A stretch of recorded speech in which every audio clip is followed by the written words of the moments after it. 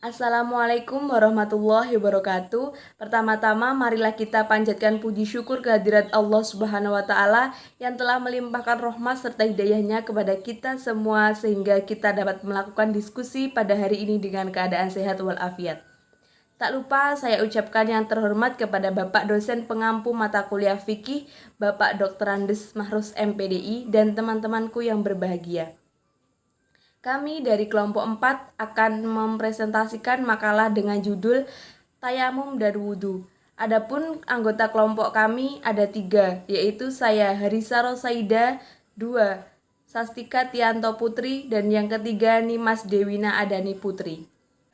Baik, di sini saya Harisa Rosaida dengan NIM 20510109015 akan mempresentasikan mengenai pengertian tayamum dan wudhu. Wudhu menurut bahasa yaitu berarti baik dan bersih. Sedangkan menurut istilah, wudhu berarti membasuh muka, kedua tangan hingga siku, membasuh sebagian kepala hingga kaki yang sebelumnya didahului dengan niat dan dilakukan secara tertib. Wudhu merupakan syarat sah dari sholat. Tayamum.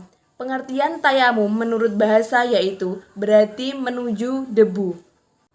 Sedangkan menurut syariat, tayamum berarti mengusapkan debu ke wajah dan kedua tangan dengan niat untuk mendirikan sholat atau yang lainnya. Tayamum adalah suatu keringanan bagi orang yang tidak diperkenankan menggunakan air, entah dikarenakan sakit atau memang mendesak karena tidak ada air di sekitarnya. Sekian presentasi mengenai pengertian wudhu dan tayamum dari saya. Selanjutnya akan dijelaskan oleh rekan saya. Assalamualaikum warahmatullahi wabarakatuh. Nama saya Sastika Tianto Putri. NIM saya 202101090028. Di sini saya akan menjelaskan tentang landasan hukum wudhu dan tayamum. Yang pertama, landasan hukum wudhu. Perintah wudhu diwajibkan kepada orang yang akan melaksanakan sholat atau sebagai salah satu syarat sahnya sholat. Adapun disyariatkannya wudhu ditegaskan berdasarkan 3 macam alasan. Yang pertama, firman Allah dalam surat Al-Maidah ayat 6. Yang kedua, hadis riwayat Bukhari dan Muslim. Yang ketiga, ijma'.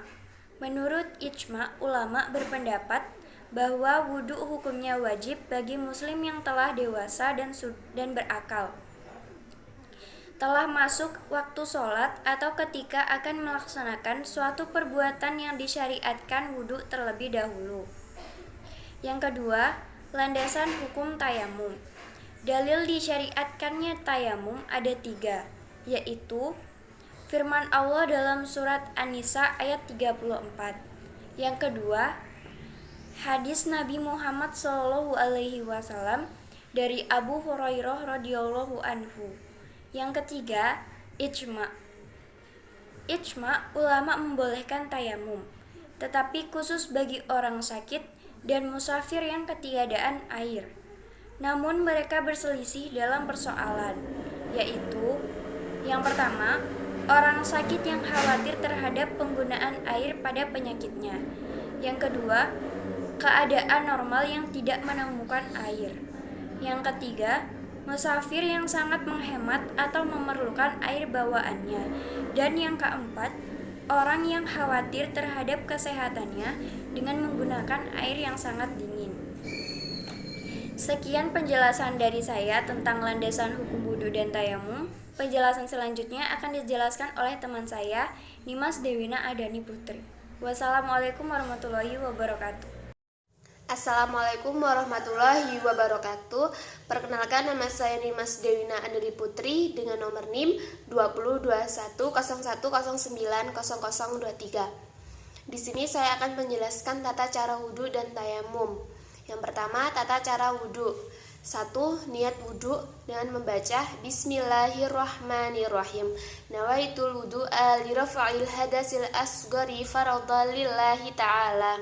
Yang kedua, membaca basmalah sambil membasuh tangan. Yang ketiga, berkumur. Yang keempat, membersihkan lubang hidung. Yang kelima, membersihkan seluruh wajah atau membasuh wajah. Yang keenam, mencuci kedua tangan hingga sampai ke siku. Yang ketujuh, mengusap kepala. Yang kedelapan, membersihkan kedua telinga. Yang kesembilan, membasuh kaki hingga atas mata kaki. Yang kesepuluh, membaca doa sesudah wudhu. Selanjutnya, tata cara tayamum. Yang pertama, siapkan tanah berdebu atau debu yang bersih.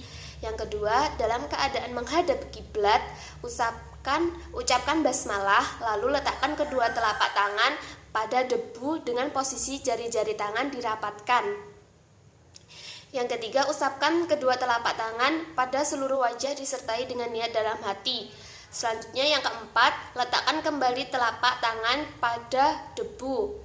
Yang kelima, tempelkan telapak tangan kiri pada punggung tangan kanan. Yang keenam, usapkan tangan kiri ke punggung lengan sampai ke bagian siku. Yang ketujuh, usapkan bagian dalam jempol kiri ke bagian punggung jempol kanan.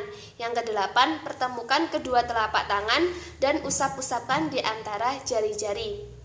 Sekian presentasi dari saya. Bila ada kesalahan mohon maaf. Wassalamualaikum warahmatullahi wabarakatuh.